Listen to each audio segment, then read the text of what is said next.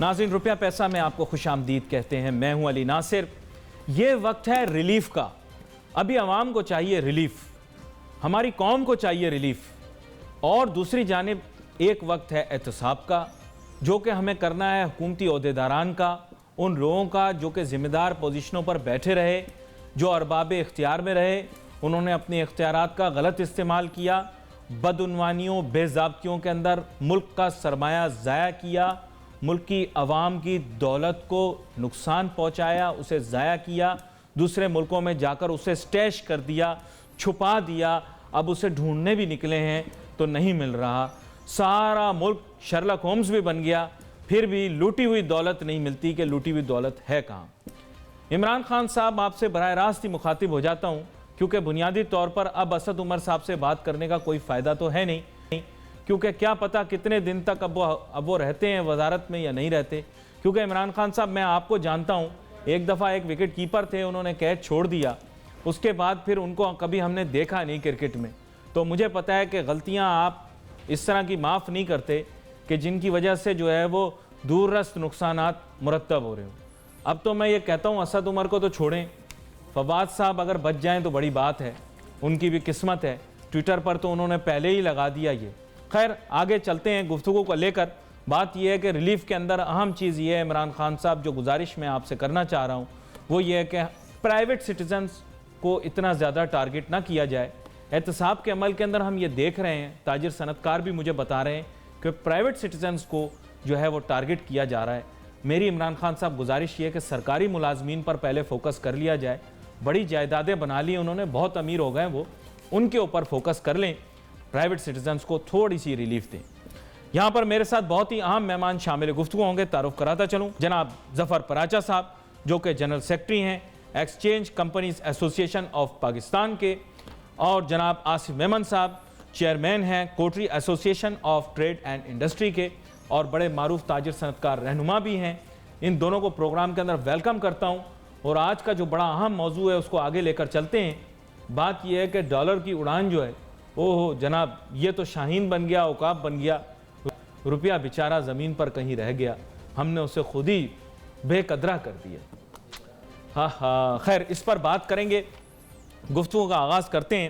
ظفر پراچا صاحب, بنیادی طور پر ہم نے دیکھا کہ ڈالر کی قدر میں ایک دم اضافہ شروع ہو گیا. مانیٹری پالیسی سے یہ ریلیٹڈ تھا, مانیٹری پالیسی اناؤنس ہوئی, ساتھ ہی ڈالر بڑھ گیا, اور پاک روپی کو جناب خوب زور کے مار پڑی.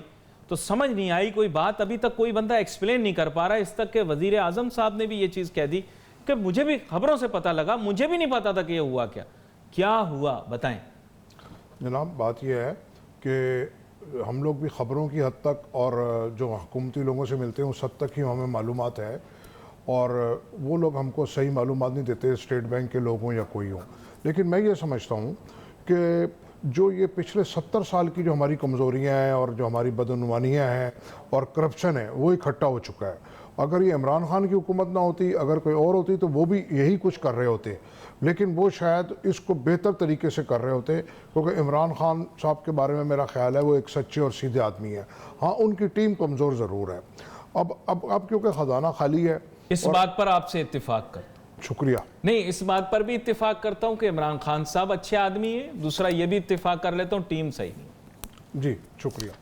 اب بات یہ ہے کہ اب ہم کو IMF کے پاس جانا ہے, اس کے پاس ہمارے پاس کوئی چارہ نہیں ہے, کیونکہ ہمارے جو بدعنوان حکمران جو یہ ڈرائیو چلا رہے ہیں, ان سے پیسے ملنے کی امید نہیں ہے. جو $200 بلین کی بات تھی, یا 20-30 بلین ڈالر کی بھی آپ بات کر لیں, اس کی بھی امید نہیں ہے کسی طرح ملنے کی, کیونکہ ابھی تک یہ لوگ سمجھ رہے ہیں کہ ہم پہلے کی طرح بچ جائیں گے, جو کہ مجھے مشکل نظر آتا ہے. میں پر امید ہوں اس معاملے میں.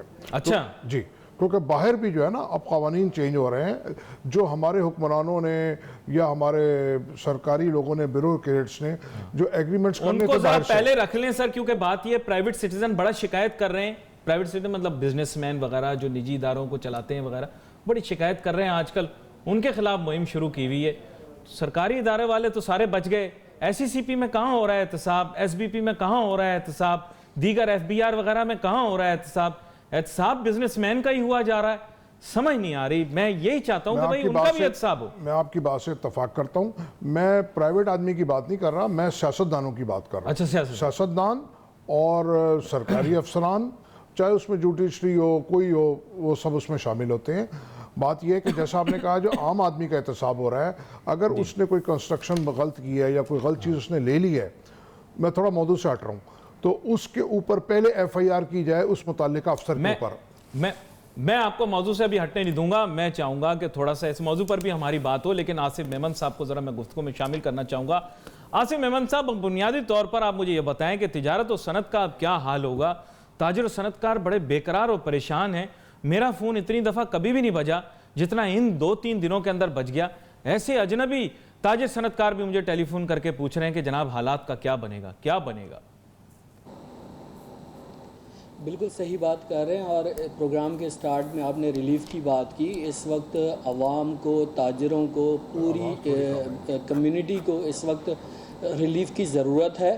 اور میں سمجھتا ہوں کہ عمران خان صاحب کے سامنے یہ سچویشن تھی, کیونکہ عمران خان صاحب آج جو وزیر اعظم بنے ہوئے ہیں وہ اس بنیاد پہ یہ بنے ہوئے ہیں کہ 11 سال سے انہوں نے ملک کے حال کو ڈسکس کیا, کرپشن کو ڈسکس کیا اور اپنا ایک ایجنڈا پیش کیا. ملک کی جو حالات ہیں اس وقت کہ ملک کے پاس وسائل نہیں ہے, ملک کے پاس پیسہ نہیں ہے, کرپشن عروج کے اوپر ہے, یہ تمام چیزیں تو نئی نہیں ہیں پی ٹی آئی گورنمنٹ کے لیے کہ ان کو حکومت میں آنے کے بعد یہ تمام چیزیں پتہ چلی. اور ہم یہ ایکسپیکٹ کر رہے تھے کہ جس طرح نومبر 2004 میں آپ نومبر 2017 میں آپ دیکھیں ڈالر 104 اور 5 روپے کی سطح کے اوپر تھا, اور حکومت آنے سے پہلے یہ 124 روپے پہ پہنچ گیا. تو اس روشنی کے اندر تو ان کی مانیٹری پالیسی ہرگز یہ نہیں ہونی چاہیے کہ اس کو یہ فردر ڈیویلیو کرتے, کیونکہ یہ ڈیویلیویشن کی وجہ سے ہی آج یہ ملک کا یہ حال ہوا ہے. اور تاجر جو ہے اس وقت بڑا پریشان ہے, اس کی کاسٹ اس کی سکت سے باہر نکل چکی ہے, کاسٹ آف ڈوئنگ بزنس اس وقت بالکل وائبل نہیں ہے. تو میں سمجھتا ہوں ڈالر ڈیویلیو کرنے کا جو آئی ایم ایف کا ڈکٹیشن ہے ان کو ہر صورت نہیں لینا چاہیے, کیونکہ بیک ڈور یہ آئی ایم ایف کے ڈکٹیشن کے اوپر ہی تمام چیزیں کی جا رہی ہیں. ہاں آئی ایم ایف اگر یہ کہے کہ وہ ادارے جو لاس کر رہے ہیں, پاکستان ریلوے ہے, پی آئی اے ہے, وابڈا ہے, پاکستان اسٹیل مل ہے, ان تمام اداروں کو اگر پرائیویٹائز کرنے کی شرط ہے اس کو بالکل کرنا چاہیے. لیکن وہاں پہ ان لوگوں کی اپنی مفاہمت ہوتی ہے, پولیٹیکل بنیادوں کے اوپر ساری وہاں پہ افرادی قوت بھری جا چکی ہے, ان کو وہ نکالنا نہیں چاہتے. یہاں کوئی اقدام نہیں لیا جا رہا, اور پبلک کے اوپر جو ڈنڈا ان کا چل رہا ہے وہ چلا رہے ہیں. تو اس وقت یہ ایک دیکھیں رائے بنتی سامنے آ رہی ہے. آصف میمن صاحب آپ نے بڑی اہم بات کی ہے. مجھے ایک چھوٹی سی بریک لینی ہے, بریک کے بعد واپس آئیں گے. فوکس صرف اور صرف ریلیف پر ہونا چاہیے, relief relief relief. Let's take a short break.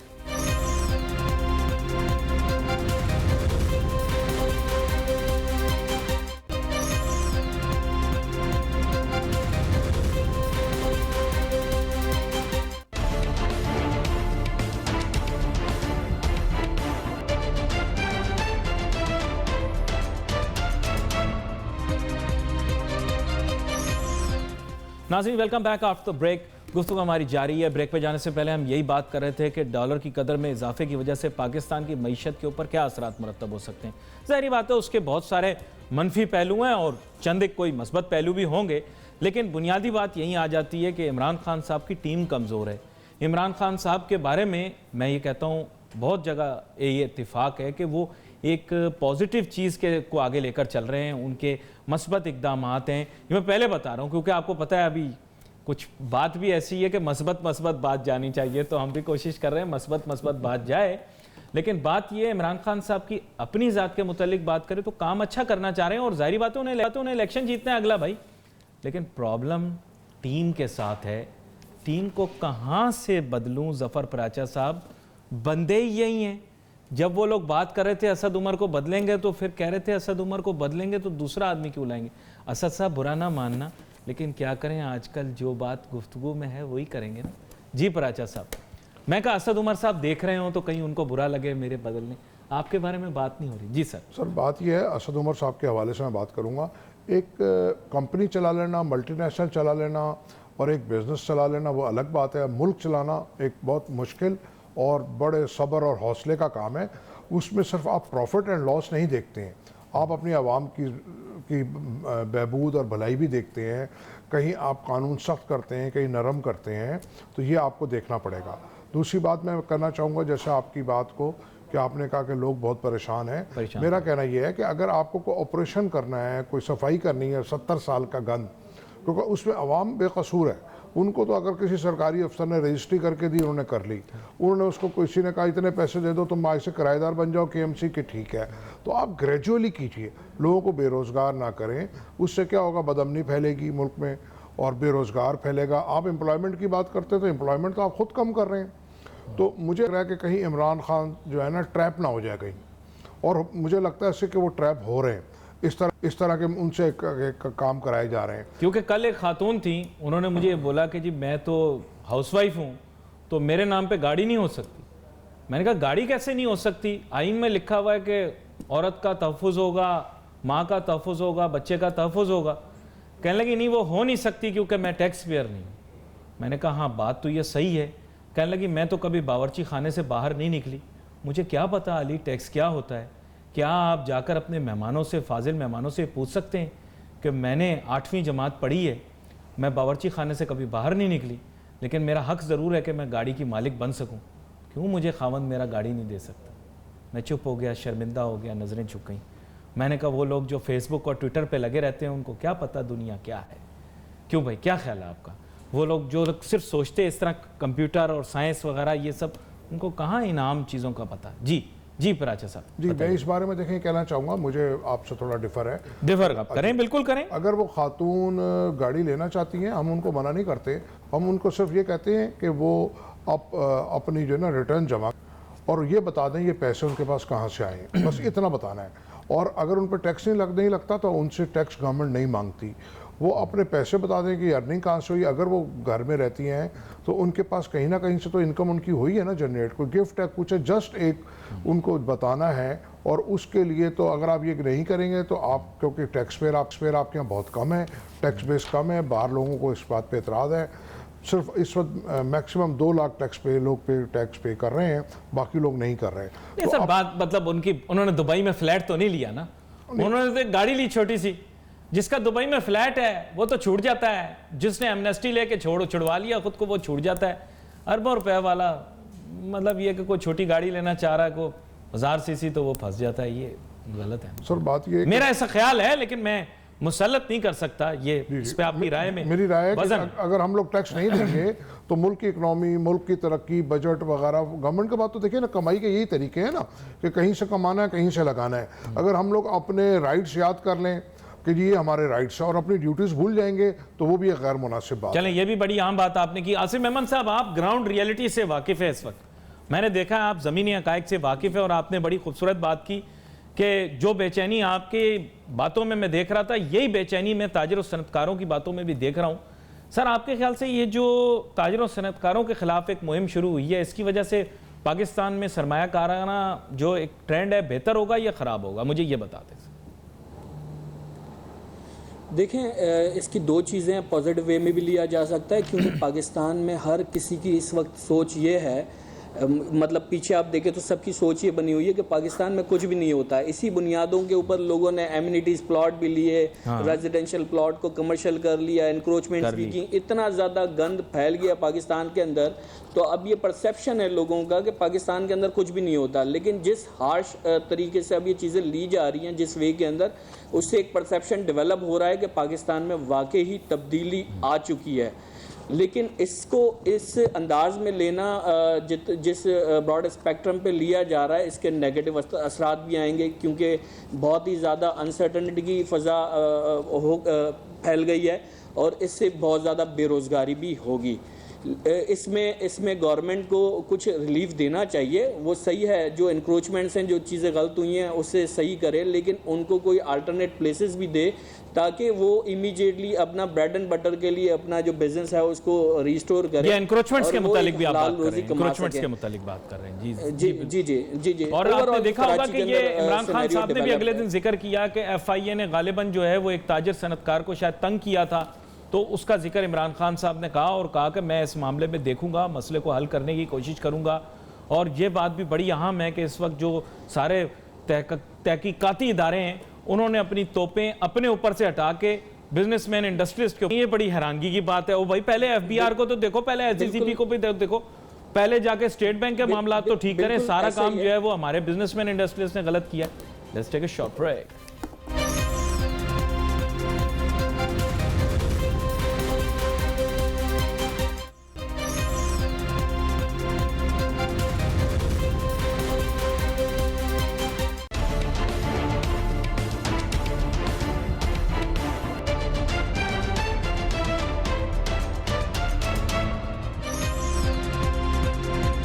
नाज़रीन, welcome back after the break. Problem बड़े सिवियर नेचर की है और हम उसको जो है इतनी सीरियसली ले नहीं रहे, लेकिन मैं आपको बता सकता हूँ कि इस्लामाबाद में अब बहुत ज़्यादा हलचल है, और सिर्फ हलचल एक हलके की जानिब से नहीं बल्कि मल्टीपल जो हलके हैं उनकी जानिब से प्रेशर बिल्ड होता जा रहा है। एक तो पाकिस्तान तहरीक इंसाफ के अंदर एक प्रेशर बिल्ड हो रहा है जो किसी एंकर ने आपको पहले नहीं बताया था, मैंने आपको बता दिया था कि वजारतों में वज़ीरों में तब्दीली होने वाली है, लेकिन शायद गालिबन आप लोगों ने संजीदगी से नहीं लिया। फिर मैंने इशारा भी किया कि बहुत से तुर्रम खान भी जो हैं वो भी आगे जाके बदल जाएंगे, लेकिन ये भी किसी ने इत्तेफाक नहीं किया। पता लग गया कि मामलात बहुत ज़्यादा गड़बड़ हो रहे हैं। यहाँ पर मेरे साथ मेहमान मौजूद हैं। ब्रेक पे जाने से पहले हम लोग गुफ्तगू कर रहे थे इसी मौजू के ऊपर कि रिलीफ किस तरह से दी जाएगी। ज़फ़र पराचा साहब, अब बात की है कि आम आदमी की भी थोड़ी बात कर लेते हैं। हमारा प्रोग्राम अवामी नोयत का है। आम आदमी की जो डिमांड्स हैं ना वो बिल्कुल फ़र्क हैं। उसको GDP, PDP, SDP, current account deficit, तिजारती खसारा, इसका पता भी नहीं है कि ये चीज़ें होती क्या हैं। उसके टारगेट ये है कि जनाब महंगाई कम हो जाए, उसका दूसरा टारगेट ये है कि गुर्बत कम हो जाए, उसका तीसरा टारगेट ये है कि मुझे रोज़गार दे दो। कहानी ख़त्म। ये भी नहीं कि घर बैठ के नहीं खाना चाहता, कहते हैं मुझे रोज़गार दो। आप देखें पाकिस्तानी बड़ी गैरतमंद कौम है, लोग गलत बात करते हैं। मैं आपको बताऊँ, आप भीख देकर देखें ऐसे शख्स को जो कि मेहनत कश हो। यकीन करें अगर पैसे लेकर दिखा दे बगैर मेहनत के, वो कहता है जी उजरत दूंगा, काम बताओ क्या है, वरना रखो अपने पास, भीख नहीं लेता मैं। जी पराचा साहब। सर आपने बिल्कुल दुरुस्त कहा, हमें आवाम को रिलीफ देना है और उसके लिए पूरी कोशिश करनी चाहिए, लेकिन रिलीफ के लिए जो मैं समझता हूँ आपको सबसे पहले अपने मुल्क में करप्शन ख़त्म करनी पड़ेगी। अगर वो मजदूर दिहाड़ी लगा के अपने घर जा रहा है, रास्ते पे उसको पुलिस वाला नाके पे रोक लेता है, पैसे छीन लेता है, यादें कर देता है, तो ये जो करप्शन है ना जो ऊपर से चली आ रही है, इसको आप रोकें। उससे आप आवाम को रिलीफ दे पाएंगे। आप हॉस्पिटल में जाते हैं, वहाँ दवाई का बजट बहुत बड़ा है, दवाई उसको नहीं मिलती। थाने जाता है, थाने वाला कहता है मुझे पैसे दे दो। ट्रेन में जाता है, वो कहता है टिकट के ब्लैक के मुझे पैसे दे दो। तो एक आपको इस करप्शन के ऊपर एक मजहबी फरीदा समझ के काम करना पड़ेगा। यूटिलिटी स्टोर है, वहाँ से चीज़ें गायब हो रही हैं। इमरान खान साहब जब एहतसाब की बात करते हैं तो लोग कहते हैं जी ये तो जमहूरियत के ख़िलाफ़ बात कर दी, और यही शिकायत उनकी खुद भी है कि मैं जब भी करप्शन की बात करता हूँ तो ये कहते हैं जी जमहूरियत के ख़िलाफ़ कोई काम हो रहा है। जनाब बात यह है कि अगर हम करप्शन की वही लोग बात करते हैं, जमहूरियत का ख़तरा उन्हीं लोगों को होता है जिनके आप जेब में हाथ डालते हैं या उनके गिरबान में हाथ डालते हैं उनको रोकने के लिए। तो थोड़ी देर के लिए आपको ये सब थ्रेट्स भूलनी पड़ेंगी, ये धमकियाँ ख़त्म करनी पड़ेंगी, और करप्शन को फर्स्ट प्रायोरिटी बनाना पड़ेगा। फर्स्ट प्रायोरिटी करप्शन को आप बनाएं जिससे आपकी मनी लॉन्ड्रिंग हो रही है, आप फैट में चले गए हैं, खुदा ना करे आप ब्लैक लिस्ट में चले जाएं, आपके जो कर्जे बढ़ रहे हैं वो उसी वजह से बढ़ रहे हैं। ये जो आपके कर्जे लिए जाते हैं बाहर स्विट्ज़रलैंड के बैंकों में भरे हुए हैं, बाहर दुबई में भरे हुए हैं।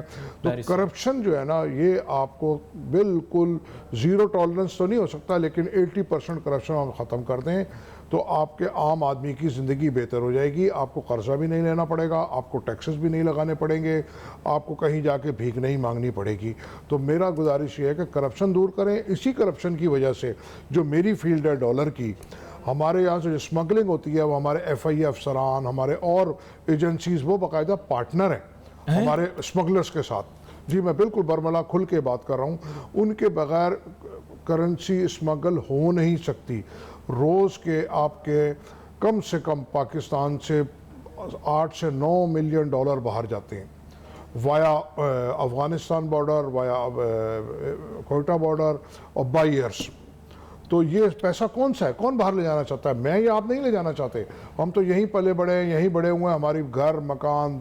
हम तो बाहर वाला लाना चाह रहे हैं, आप कह रहे हैं यहाँ वाला जा रहा है। यहाँ वाला कौन ले जाना चाह रहा है? क्योंकि बाहर ले जाना एक अदाब है, लेकिन वही लेके जाता है जो 10% 15% उसको हुंडी वाले को स्मगलर को दे देता है जो करप्शन करता है। चलिए मैं आपकी जाने वापस आता हूँ। आसिफ मेमन साहब, ये बड़ी अहम इन्होंने बात की है। इन्होंने कहा है कि टॉप ऑफ द एजेंडा, क्योंकि मैं रिलीफ के थीम को लेकर चल रहा था, बात कहाँ से चली आगे पहुंची कहीं और, लेकिन बात बहुत अहम मौजू के ऊपर आई है کیا آپ بلیو کرتے ہیں کہ corruption is still the biggest issue in Pakistan?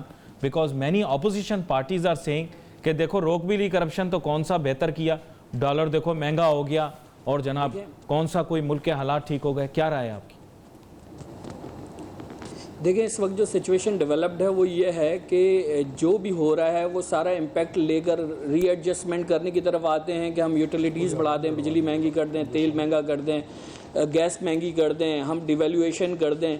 ان تمام چیزوں کا پھر وہ ملبہ ڈالتے ہیں کرپشن کے اوپر. کرپشن کوئی آج سے تو نہیں ہے، کرپشن تو کوئی 1970 سے چلی آ رہی ہے، اور کرپشن صرف پاکستان میں تو نہیں ہے، کرپشن تو پوری دنیا میں ہے.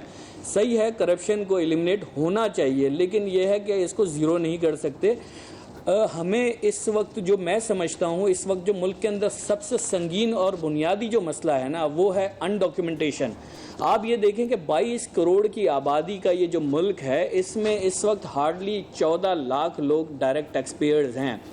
تو آپ اس طریقے کی سچویشن پوری دنیا میں کہیں پہ بھی نہیں جان سکتے کہ مطلب اس طرح ریشو ہو کہ صرف 14 لاکھ لوگ ڈائریکٹ ٹیکس پیئرز ہوں. اس ملک میں مانتا ہوں کہ تمام لوگ ٹیکس دے رہے ہیں لیکن وہ انڈائریکٹ ٹیکس دے رہے ہیں.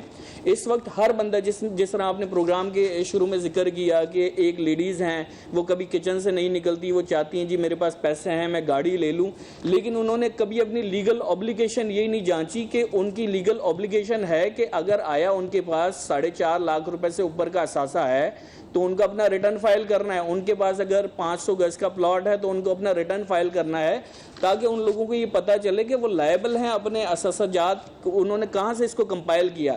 اس وقت اگر ہم دیکھیں بازاروں کے اندر جا کے دیکھیں، آپ طارق روڈ پہ جائیں یا کسی حیدرآباد کے چھوٹا سا یہاں کینٹ کا بازار ہے وہاں چلے جائیں، جب میں وہاں دکانوں کی مالیت سنتا ہوں کہ یہ دکان کتنے کی، پتہ چلتا ہے جی دکان 6 کروڑ کی ہے، 5 کروڑ کی ہے، پچھلے مہینے یہ دکان 8 کروڑ کی بکی ہے، 4 کروڑ کی بکی ہے. اور جب ہم ان لوگوں کی دیکھتے ہیں انکم ٹیکس کی ویلتھ تو پتہ چلتا ہے جی ان کے پاس تو ویلتھ کے اندر 6 لاکھ روپے سے اوپر ہے کچھ نہیں. تو ہمارے یہاں جو بیسک مسئلہ ہے وہ انڈاکیومنٹیشن کا ہے، ٹیکس براڈننگ کا ہے. اور ہمارے یہاں بالکل ایزی ٹارگٹ یہ سمجھتے ہیں کہ جی یہ جو 14 لاکھ لوگ ہیں ان کا ایٹ سورس کاٹ لو. مثال کے طور پہ کارپوریٹ سیکٹر کے اندر کوئی بندہ جاب کر رہا ہے جی ٹیکسز کے اندر کمی آئی ہے ان کے ٹیکس ریٹ بڑھا دو. مثال کے طور پہ کوئی بندہ مینوفیکچرر ہے وہ اس کی ایٹ سورس امپورٹس ہوتی ہیں، اس کے اگر ریونیو کا شارٹ فال ہو رہا ہے اس کے اوپر ٹیکس ریٹس بڑھا دو. اس سے جو آلریڈی ایگزسٹنگ ٹیکس پیئر ہے وہ ڈسکریج ہوتا ہے اور وہ بھی سوچتا ہے کہ یار میں کسی طریقے سے یہ ٹیکس نیٹ سے باہر آؤں اور میں جو ہے ٹیکس ایویژن کلچر کے اندر چلا جاتا ہے. تو ہمیں اگر اس ملک کو سدھارنا ہے تو یہ کوئی مشکل کام نہیں ہے. آپ دیکھیں آپ جو انڈاکیومنٹڈ لوگ ہیں اور ان کے پاس وسائل ہیں، اس ملک میں بلینز آف بلینز کا ریئل اسٹیٹ کا بزنس ہو رہا ہے اور وہ سارا بلینز آف بلینز روپیز وہ لوگ انویسٹ کر رہے ہیں جو کسی کھاتے میں نہیں آ رہے. لانا نہیں چاہ رہا تھا بحث کو اس طرف، لیکن آپ لے آئے. آپ کو پتا ہے کہ ریئل اسٹیٹ کی دنیا میں پاکستان کے اندر کھلبلی مچی ہوئی ہے اور عجیب پریشانی کی کیفیت ہے. یہ بھی ایک حقیقت ہے، یہ بھی ایک حقیقت ہے کہ جس ملک میں ریئل اسٹیٹ کنٹینیوس گرو کر رہا ہو اس ملک کی معیشت نیچے جا رہی ہوتی ہے، اس ملک کے اندر جو ہے اکانومی گرو نہیں کر رہی ہوتی ہے. کیوں کہ ہمارے پاس اب جب احتساب کا عمل آیا، ہر بندہ اس وقت آپ دیکھیں اسپیکولیشن چل رہی ہے کہ جی احتساب ہوگا. احتساب جن لوگوں نے کرپشن کیا ہے سرکاری لوگوں کا یا پولیٹیشنز کا تو ہو نہیں رہا، عوام سے احتساب شروع کر لیا ہے.